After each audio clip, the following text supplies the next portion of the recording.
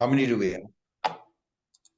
We have 107 registered for the event, but we know that more than likely they're between 30 to 50% will drop. Hopefully everybody will show up, but Okay.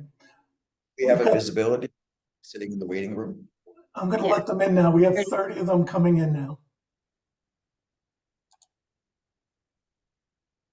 And Mike, I'll just start at 12:30. Correct. Correct.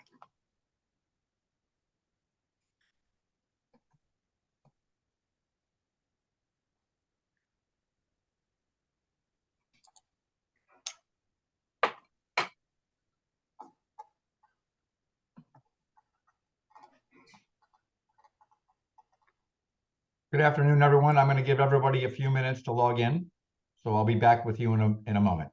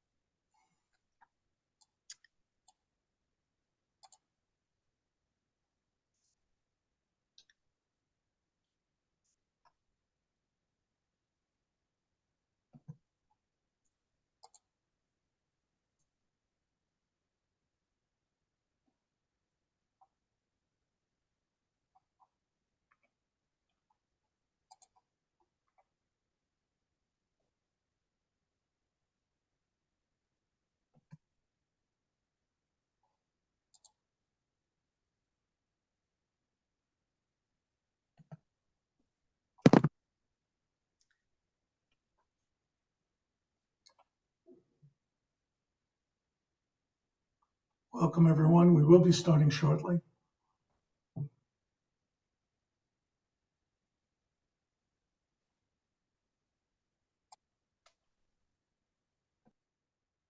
I think this is a good time. Good afternoon. I'm Grant Cornwell, the president of Rollins College. And I'm so pleased to introduce Dr. Anil Menon, who is not only our new dean, but he's my partner as we imagine and begin to execute a plan for the next generation of Crummer. And that's what we're going to be talking a bit about today.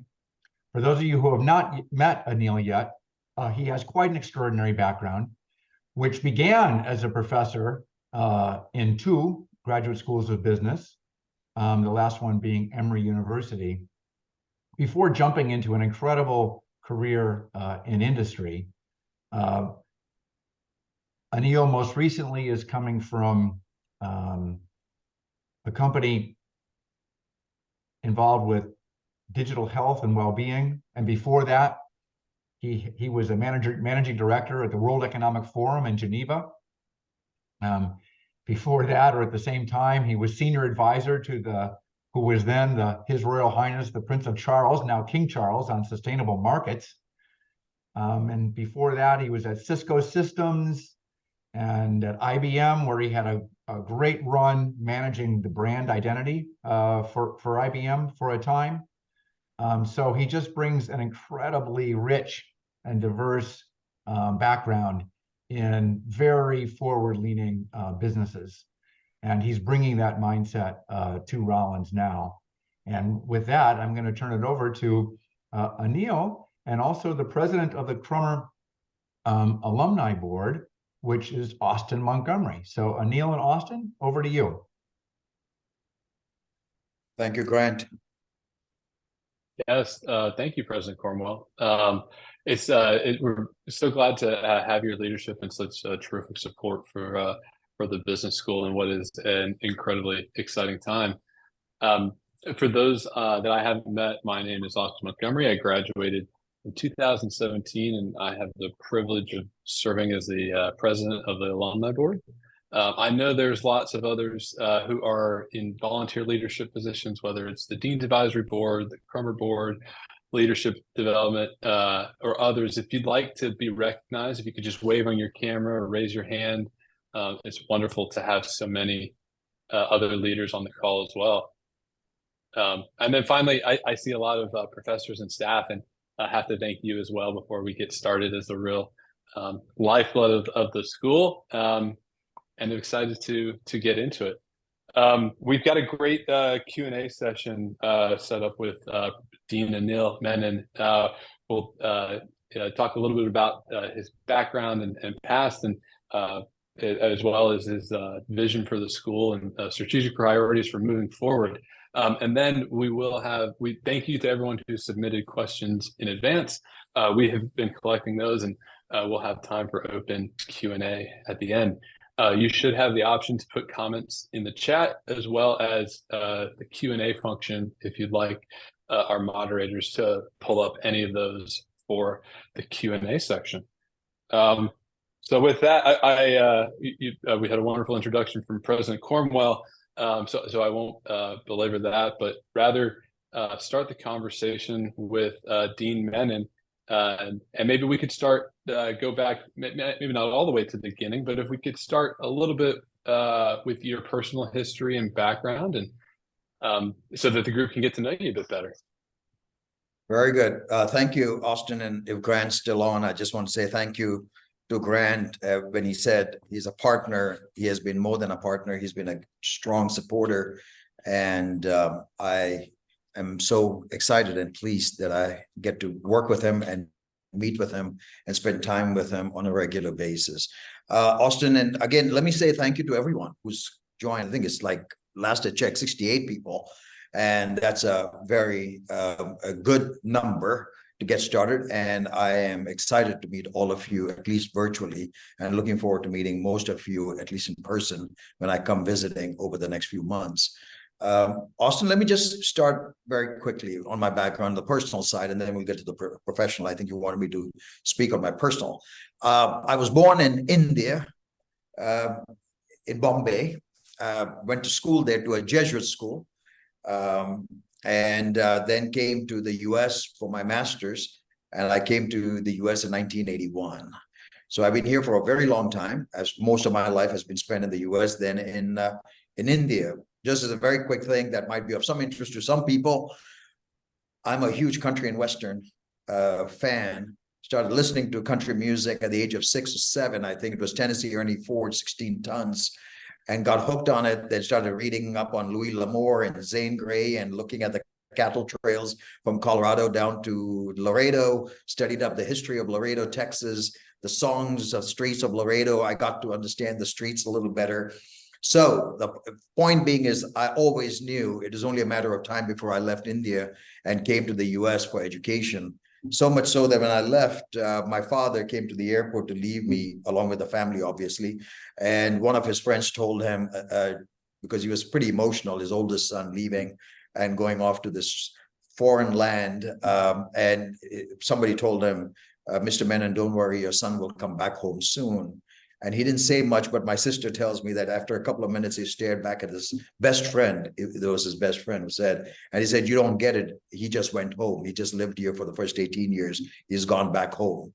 And so for me, coming here was a very exciting thing. So from a personal point of view, I still listen to country music, but not the stuff that goes for country music today. I listen to the real country music, back to Merle Haggard and Hank Snow and Hank Williams. Not the recent crap that is called country music. So with that, that's on my personal side. I am married. My wife is a surgeon by training, but never practiced after we had our babies. And she ran a health and well-being resort. She built resorts for her brother when we were in India. I have 2 daughters. So as my older daughter likes to say, I'm a dodo, dad of daughters only. And I have a 27-year-old daughter who just finished her MD at Emory Medical School and for residency for integrated plastic facial reconstruction. And I have a 14-year-old, 8-year-old who pretty much controls me and controls the whole family in the 8th grade. So that's my personal side and personal life. Hopefully that was something that you asked for more information than you.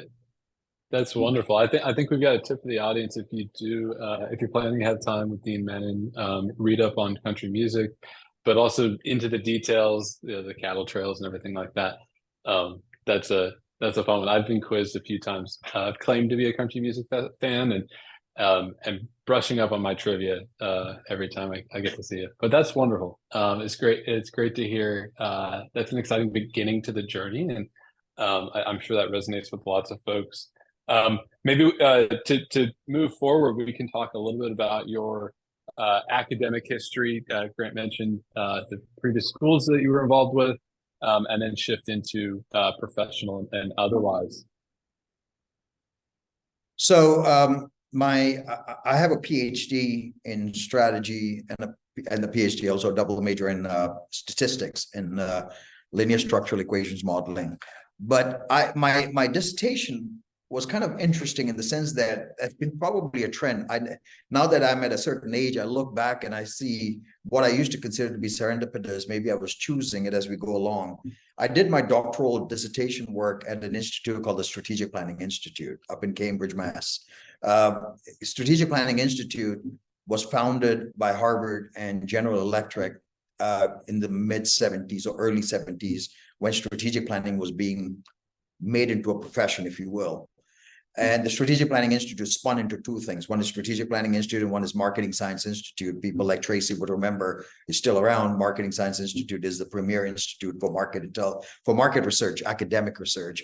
But Strategic Planning Institute stayed as a think tank on strategy. And so that's where I did my doctoral work, which was unusual in the sense that my entire dissertation was supported by professors at Harvard and MIT, while I had a second set of professors that helped me from an academic point of view.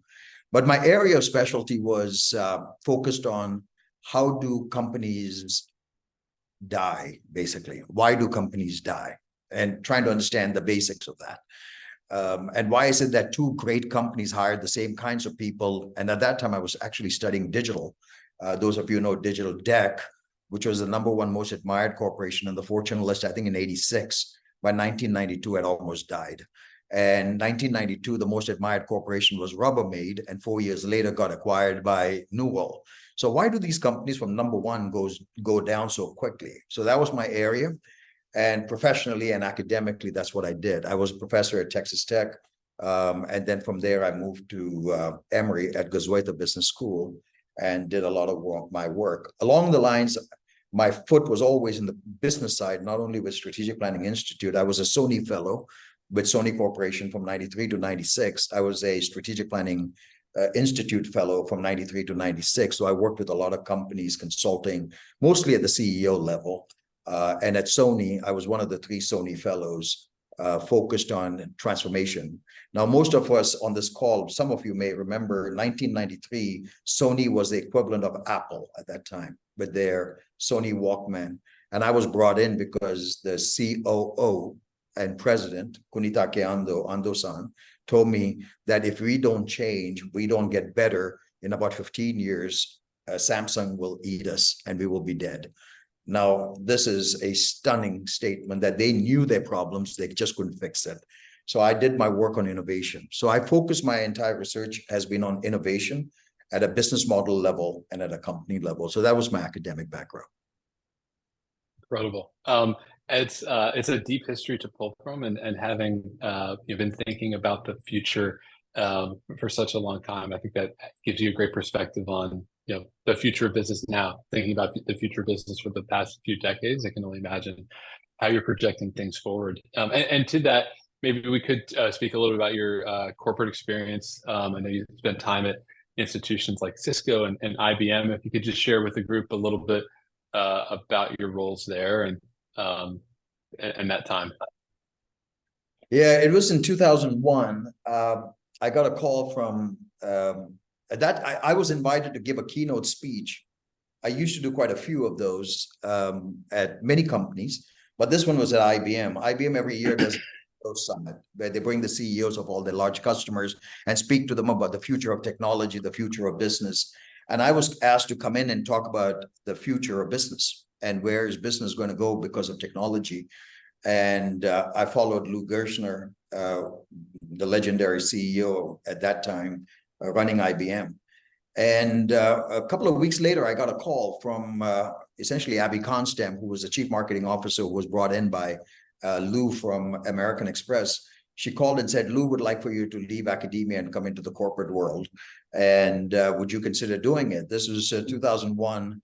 And it was in August, and September 11th happened. And I think I went to Armonk, I think on the first week when planes were allowed to land in New York. And essentially the message that was given to me, because I said, I've never worked in a company before. I consulted because of the Strategic Planning Institute. And his point was, look, our transformation is not complete. Our IBM brand is still known for being a hardware brand, and we're going to make changes.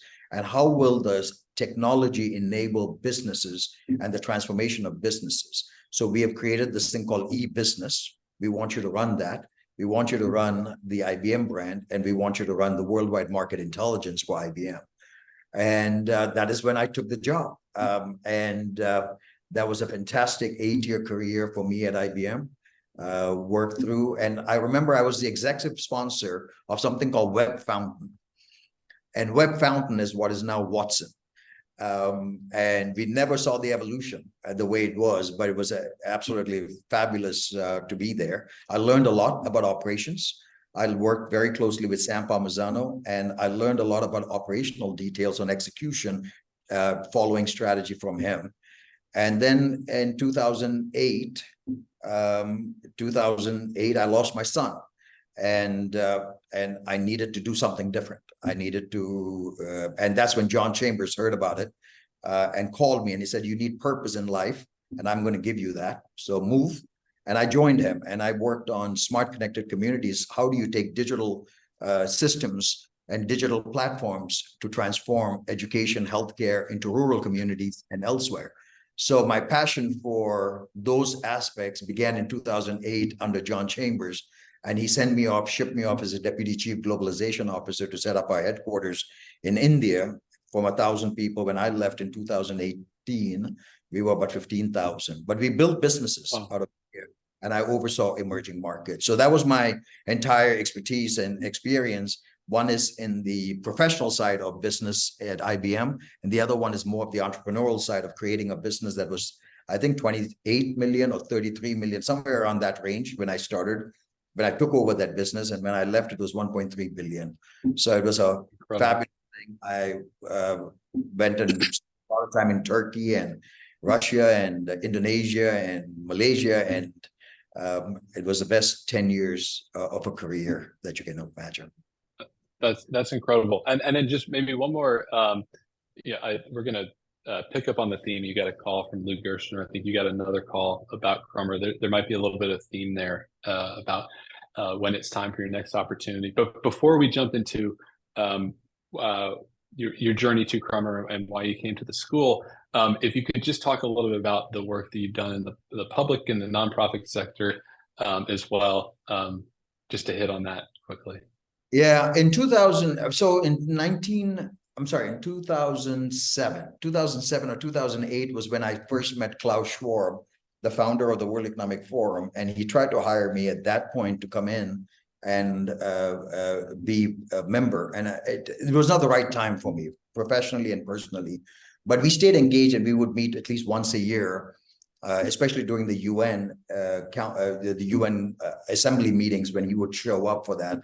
And then in 2018, when I was thinking my 10th year at Cisco, what do I do next? The business is $1 billion. They've taken it away. They want me to go run public sector. And I wasn't quite excited about running a run rate business. So I called him, as I always do with any moves. I always speak to my mentors, and I have about 6 to 8 of them. And I don't make most moves without having spoken to all of them. And he said, look, our 50th anniversary is coming up. I need to rethink our entire World Economic Forum in Davos. Why don't you come and become a member of the managing board and a managing director and take over all the industries, the 20 industries, and let's think about the future. So that was my first exposure to a international organization, a not-for-profit.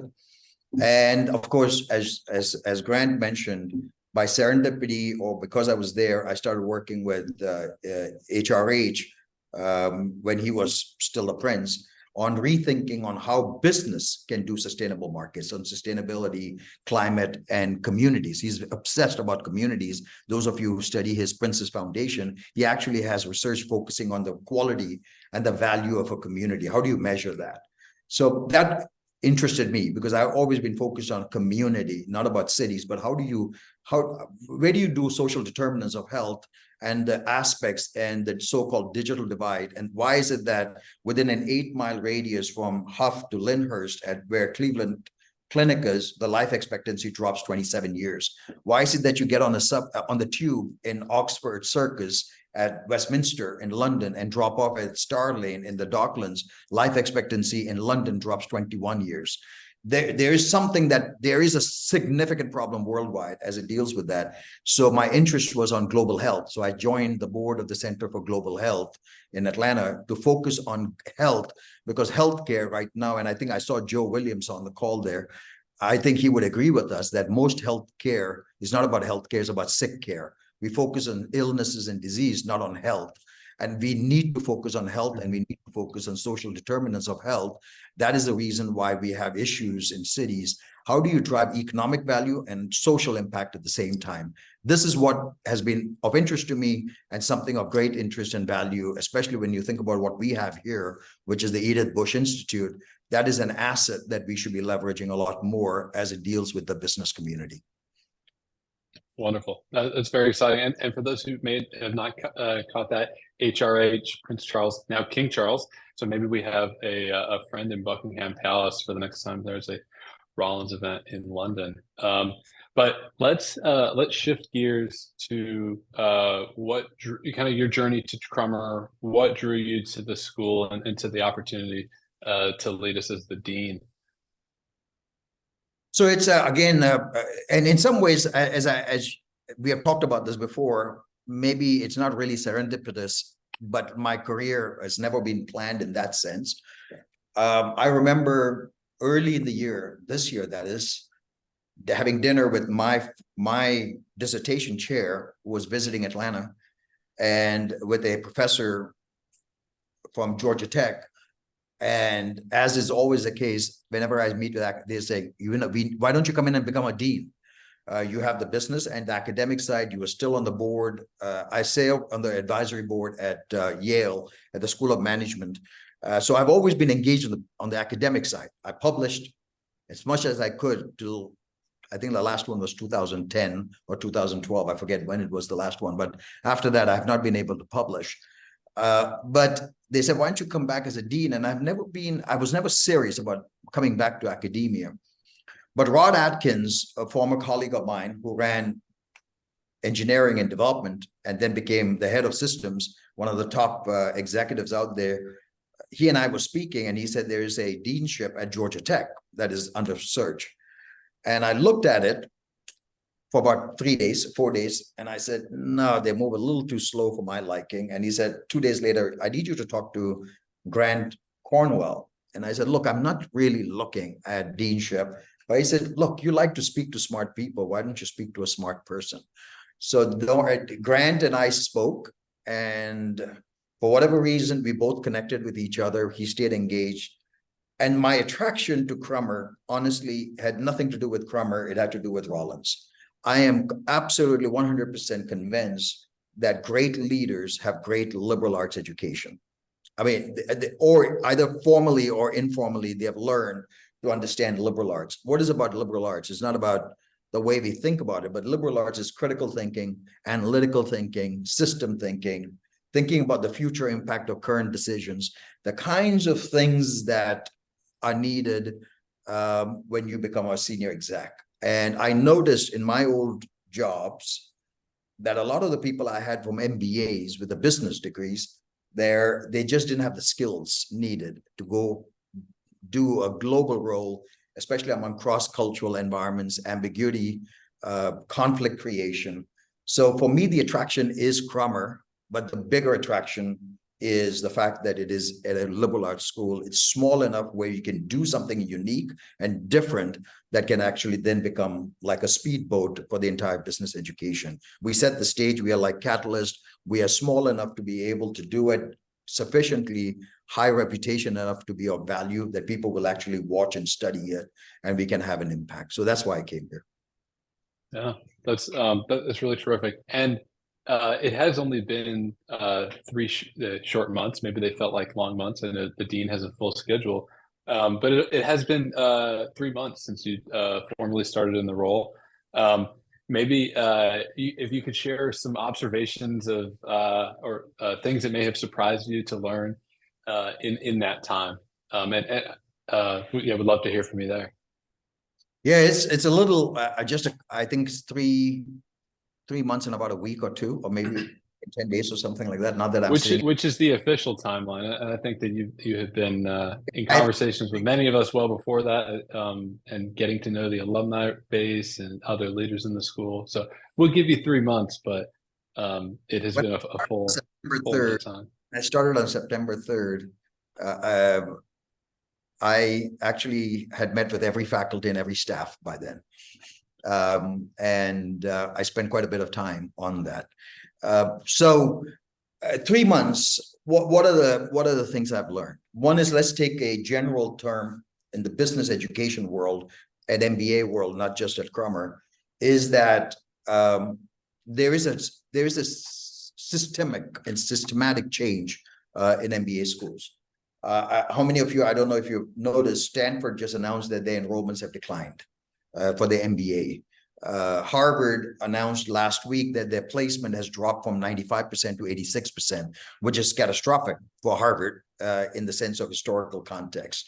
So there's something happening out there where students are saying, I can't come back for a 2-year program.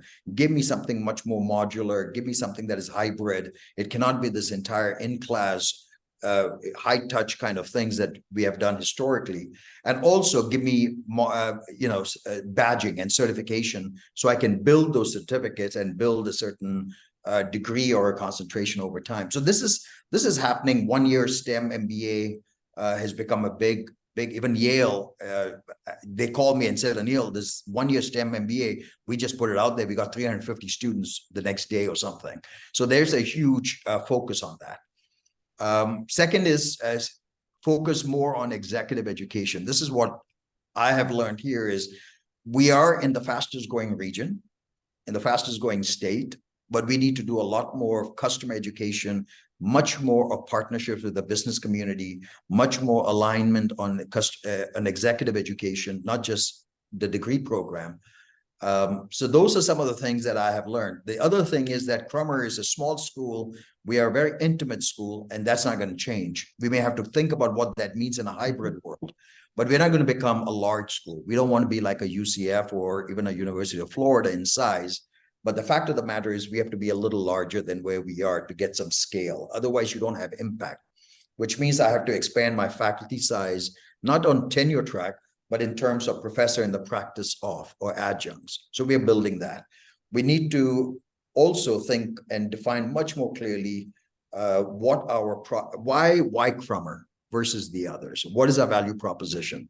And in that context, I think a shift away from a business or a functional approach like marketing, operations research, to much more about value creation and growth model, I think is the way to differentiate us, because that's what companies are looking for in the MBAs. Can you help us create better value for our constituents, for our stakeholders, but also can you help us capture it both? So that's some of the top of mind, and I can add more detail on our partnership with Fortune magazine or with YPO and some of the others, but I'll stop there. Yeah, I think that's wonderful, and there's certainly a lot in those first 3 months. I think 2 things that stood out to me was you selected a tagline for the school, or kind of maybe a call to action, which was proud tradition and bright future.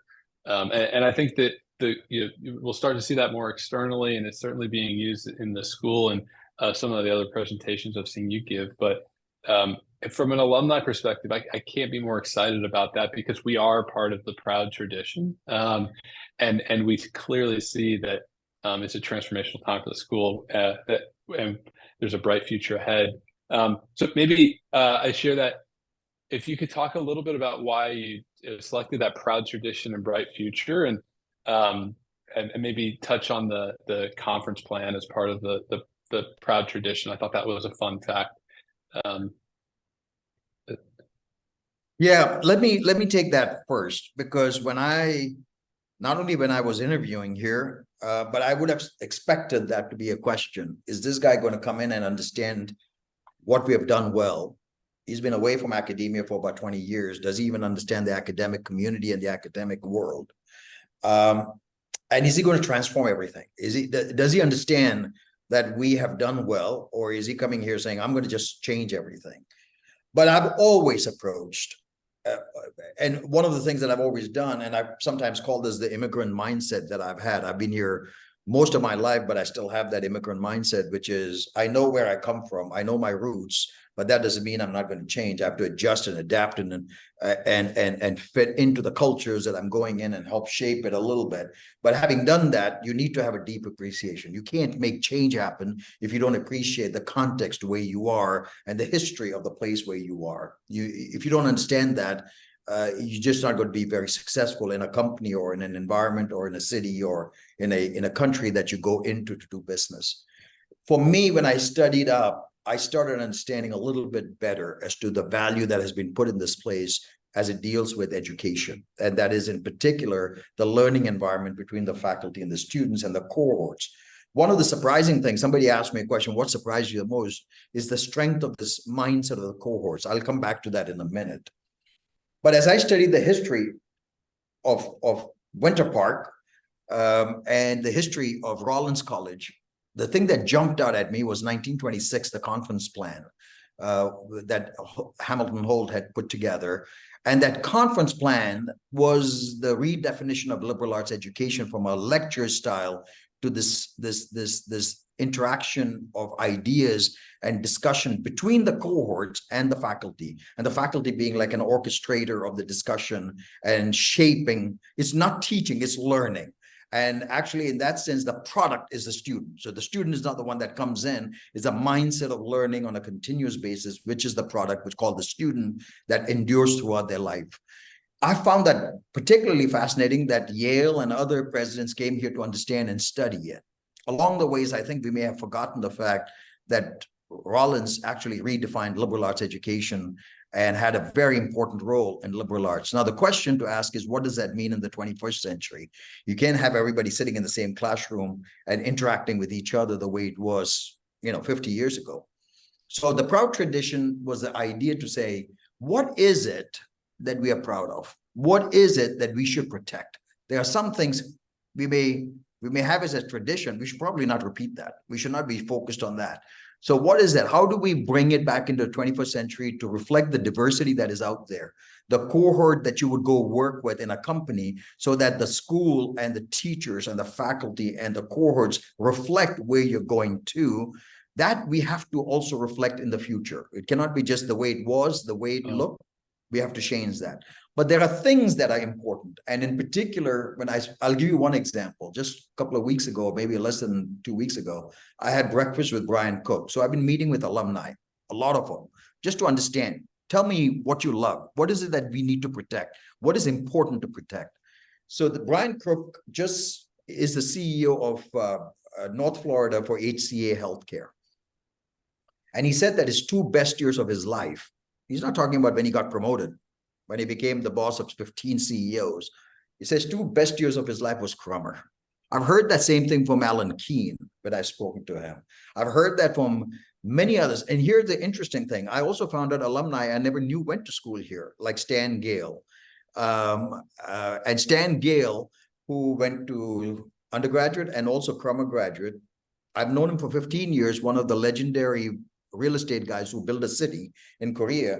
He also said, my best years was at Rollins and at Crummer. So I asked Brian Cook, what did you love about Crummer? And if he had said it was Professor Clay Singleton, I have a problem because, you know, I can't bring Clay Singleton back. Or if he said it was some other professor, but you know what he said? My cohort, the way we learn, the engagement, that is what I loved. And I heard this again and again from multiple places. So we have to protect that.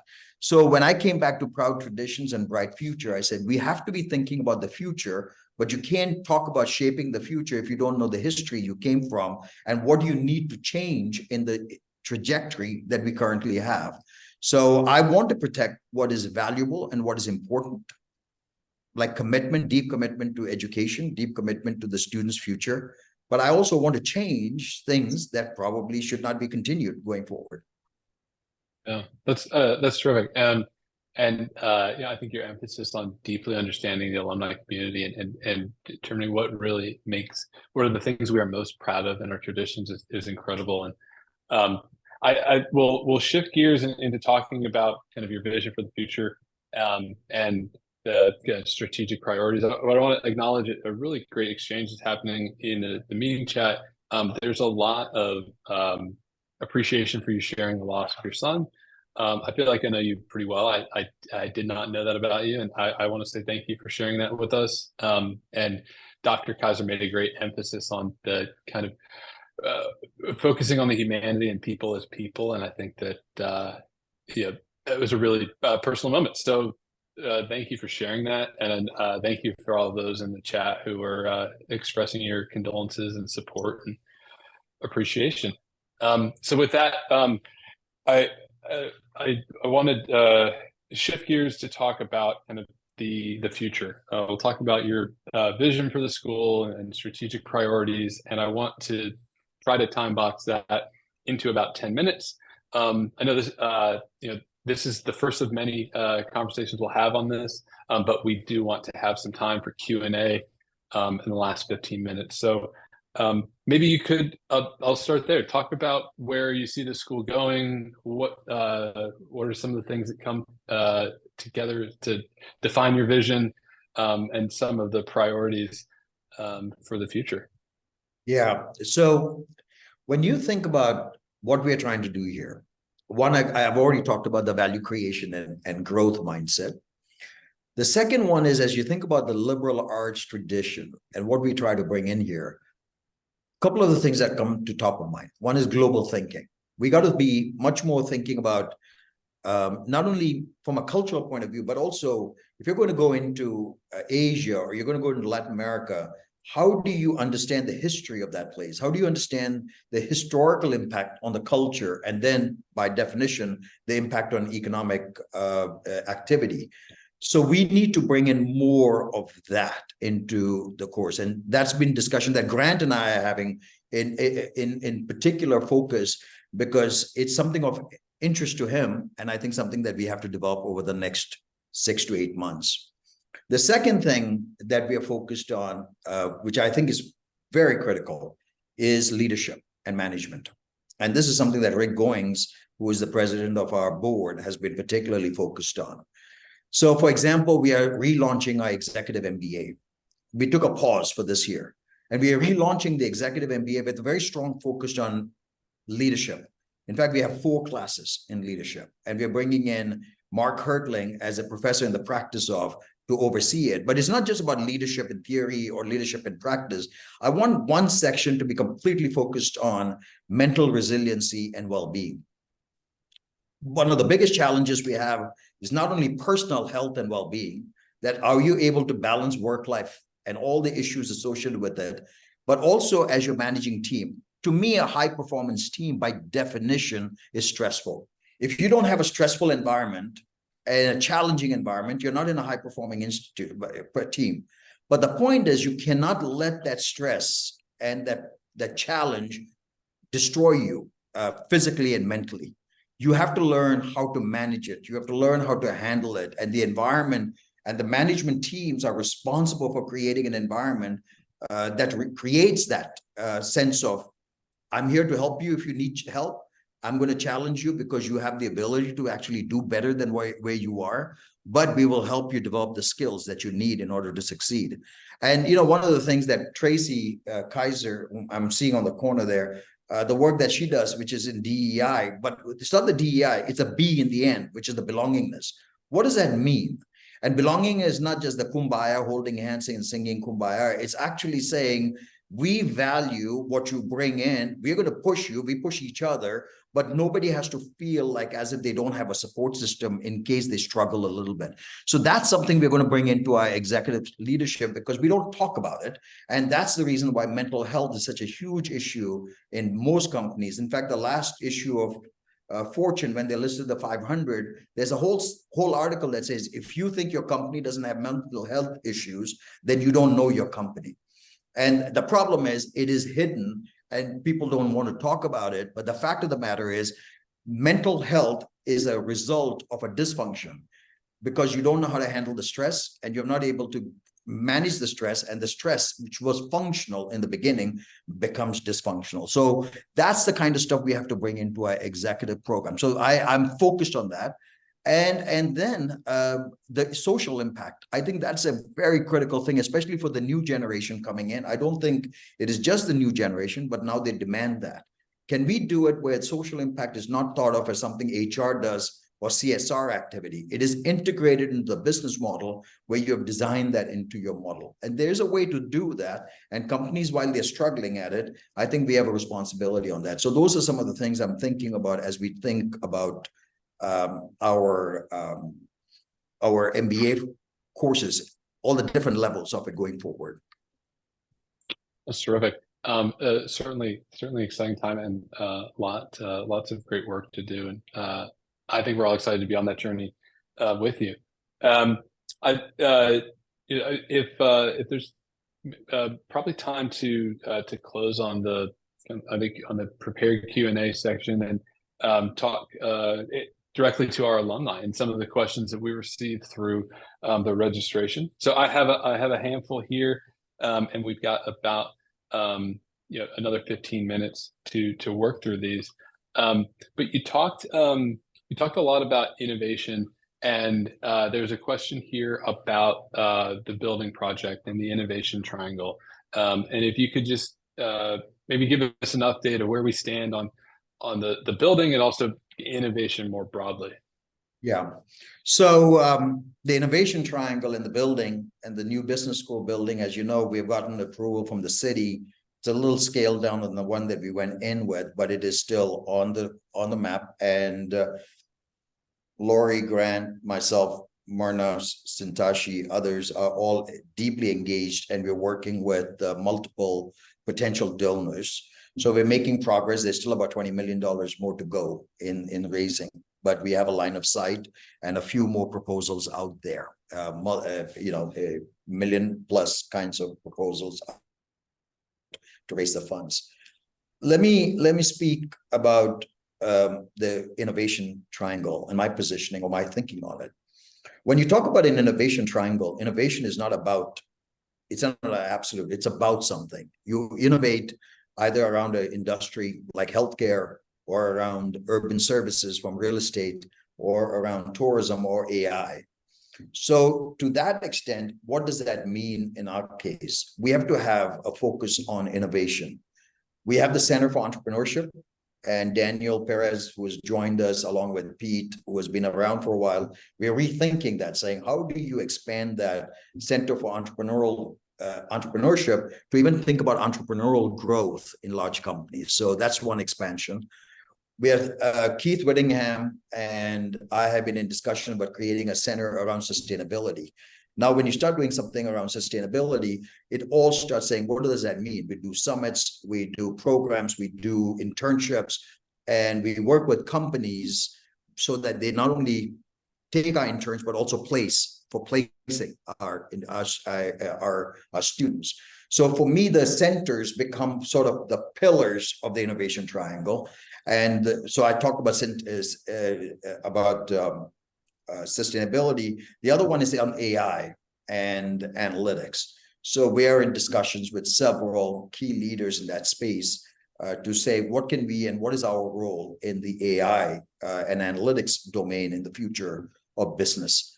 And then, of course, one other one is in the area of real estate and thriving communities, which is how do you create these thriving communities so we don't look at it as real estate or smart cities, but we look at it as living spaces and placemaking, but in the context of real estate. And think about what, for example, if you're at Lennar, one of the largest, or Horton or DR Horton or any of the others, what is the future of a home builder when you're going to have home care at home, for example, when you want to age at home? Those are the kinds of things that you think about the future of an industry that we want to bring into the innovation triangle, have summits. And so one of the things that I'll just expand on is what surprised me when I came here is the depth and scale of the financial services business. I was talking to John Reyes, and he talked about how he moved from SunTrust and they created DRZ. I was talking to Mike Welker and his ANCO, and suddenly it told me that there are these different, very successful hidden giants, but you pool them together. And why would you want to go to New York when you can have a very long, successful career in wealth management, whether it's Parkway in BC with Greg Hill, or with John Reyes, or with Mike Welker, and many more. So we're going to create summits around financial services by leveraging what we have here, and then build maybe a Davos on financial services. So those are the things that we're thinking about as we look at the innovation triangle. It's wonderful. It's exciting. I love the concept of hidden giants. I grew up in the Central Florida area and can think of many of them, and those are certainly stories that need to be told. Finfrock, and I've got his book up there, but what he's got there can be applied to many more. Look at Massey Services, the fifth largest, privately held. Look at Steve McCraney and his in logistics and warehousing, the largest in the South. Look at Alan Keene in construction. Look at Greg Hill in Parkway Ventures. There's so many of these, and many more that I don't know about, I'm quite sure. Jim Seneffs of the world. Why don't we take them and make them into cases? Why are we reading in Harvard Business Case of some other company we never heard of? Why not create cases around these and build an entire thing that says we wrote the book on that? Yeah, that's terrific. We've got another question here that talks about maybe traditional MBA classes that the alumni of the past would be accustomed to, the in-person experience, versus a virtual format like we're doing today. And if you could, the question is about the percentage of virtual versus in-person programming, but maybe we could talk about that in the future of the educational experience, and how you see that playing out. I think it's an acknowledgement that we have to meet people where they're at, and for all of us, the 70 of us right now, that is virtual. And last week it was at a holiday event in person. So I think they can coexist. But I would love to hear your thoughts on the question about how instruction will be handled in the future. Yeah, I think the question is not whether you're going to have hybrid. The question is how much is it going to be. I mean, the fact of the matter is it has to be. No other way to think about it. Otherwise, it'll be too small a school, or too regional, or too local in that sense. I remember I spent 10 years of my life at Cisco with telepresence and Musion.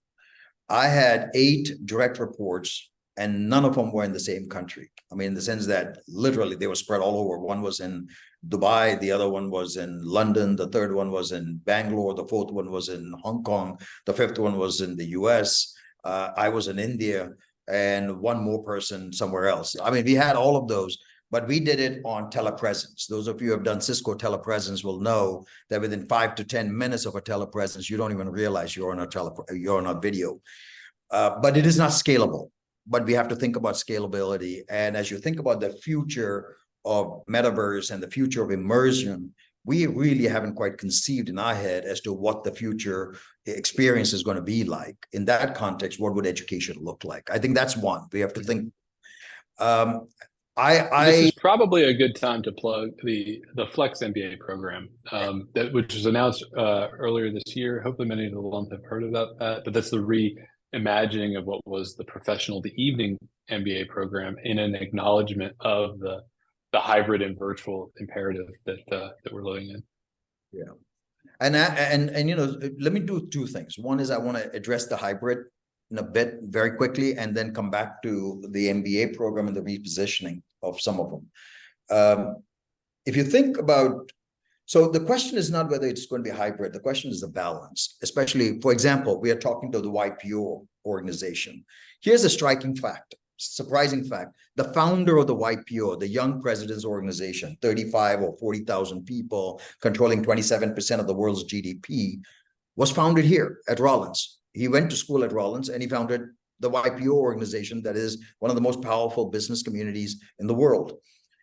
So they've always wanted a YPO university. So I'm in discussions with them saying for the chairmen of company and the presidents or CEOs of family businesses, where they're trying to pass on the historical knowledge and the next generation of leadership, I said, why don't we create a YPO degree with Crummer?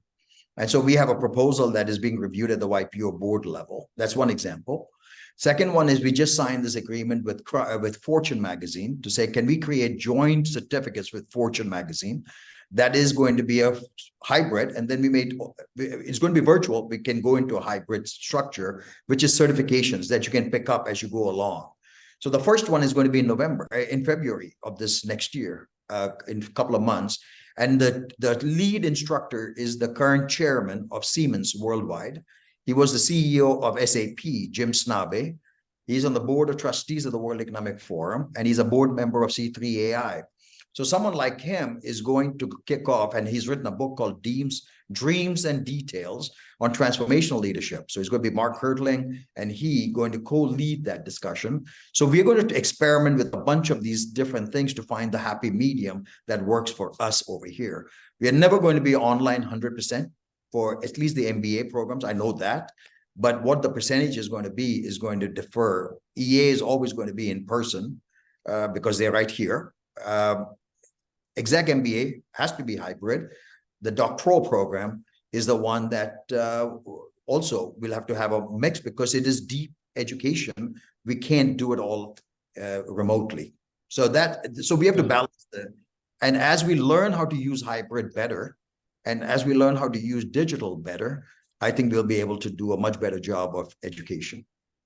Yeah, that's terrific. We certainly received a few questions on that, and I think this harkens back to the proud tradition and the bright future. I think we're all proud of the learning experience that we had and the access to faculty and access to staff, and then how do we do that well in the future with a hybrid.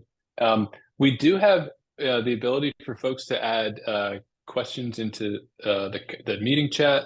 You could come off of mute. And while we're waiting for those to come through, I've got there were a few questions that came in through the registration. We did not talk about this, Austin, but maybe I'll just take a couple of minutes on the importance of alumni and the focus on alumni that I have. That'd be wonderful. When I came here, I quickly realized the importance of alumni and the importance because we're a smaller school. We have about 7,800 or so Crummer alumni, of which about a little over 6,000 are in Florida. Of about that, 4,800 or so are in Central Florida. I mean, that's a strength in one hand, but we also want to become more national. So we have about 400 people in Atlanta, where you are. We have several hundred up in New York, but we need to strengthen our connection with the alumni beyond episodic and once in a while connection. So that's one of the things I'm committed to, and also learning from the alumni. So as just for the benefit of everyone, I had lunch with the last 4 presidents of the Crummer Alumni, and I've asked to create a Crummer Alumni Presidents Council. So I'll meet with them on a regular basis so they can advise me and help me think through what worked. Like I heard about the kinds of events you had, the kinds of magazine to give you updates on what is happening. For me to be out there and to put people, bring back the clubs, make them active, make them much more engaged. I also want to create a new database where I absolutely understand not only the alumni, but what their interests are. What are they trying to develop in personal skills, individual skills? Where can we be of support? Renee and we have been working with Renee to think about student success, not during the 1 or 2 years when they're here on campus, but staying engaged with them over the next career and their different phases. So how can we be of help in a much more enduring manner that creates that connection and that engagement back with the alumni? So my point to all of you is, reach out to me. I will be coming to Atlanta. I'm coming to DC and New York and elsewhere. I would like to stay engaged, not only physically in person, but also figure out many more of these, so that next one should not be next year from now. We should do this on a much more engaged manner, so that it's not just 78 people showing up. We actually should have literally hundreds, because we have 7,000 of them out there. We just need to make sure that it is more than an episodic, more than a transactional connection with the alumni. And for that, I'm deeply committed to that as a particular focus of mine. Yeah, that's really terrific. And I could share many examples. You've been talking about developing that really deep understanding of the alumni community through really listening, and would appreciate all the work that you've done with the alumni board, and know that there are many alumni on the call who've had the opportunity as well. This may be a place where myself or other members of the alumni board can be a resource to others on the call. If you have feedback or experiences you'd like to share, would love to help provide that voice of alumni to the school, but know that Dean Menon is available and eager to listen to all of you directly as well. We did have one question come into the chat to talk about the EDBA with a nod to those who are not interested to going into academia. I think you've talked about this. Yeah. Because I think EDBA, we normally think about MBA as a terminal degree for executives. I am not completely convinced about that. And the reason why I'm not convinced is it is the terminal degree to become a VP, a SVP. But if you want a C-suite, chief strategy officer, chief information officer, chief financial officer, chief whatever the officer is, if you're the chief something, essentially your role is rethinking the business model or that function that you're overseeing. So when you think about PhD, we are training people in PhD to do deep research, deep thinking about a domain, and programmatic research to move that discipline forward in the basic theory of that discipline, if you will. But EDBA is about how do you move the practice of a discipline forward. So for me, the two tracks of an EDBA, one is executive professorship. At the age, very often people move up to a certain rank and they get to a certain level and they say, I want to give back. I'm post-economic phase of my life. I want to give back. And they want to come back and teach. But coming back and teaching is not just coming and giving war stories. You have to have a conceptual framework. You have to have an understanding of how to create curriculum, how to do teaching. So we can train you for that. That's part of that EDBA. But the other one is, if you want to get ready to become the chief marketing officer or the chief HR person or the chief finance officer, this is a good place to come back and do systemic thinking, analytical thinking, some research to rethink your business model and rewrite something that is there that you can then go back to your company and say, if I become, and when you make me this chief marketing officer, this is how I'm going to rethink. And it's a demonstration of your ability to break things apart, put them together. So this is how we're looking at EDBA. It's more than just getting a doctor in front of your name. It is the purpose of the degree, which is for executive professorship or to become a C-suite exec who rethinks, or to be a strategy consultant, for example.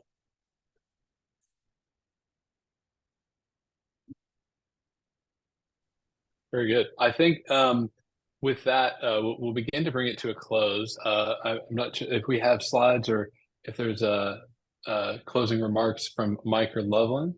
We'll bring that up now.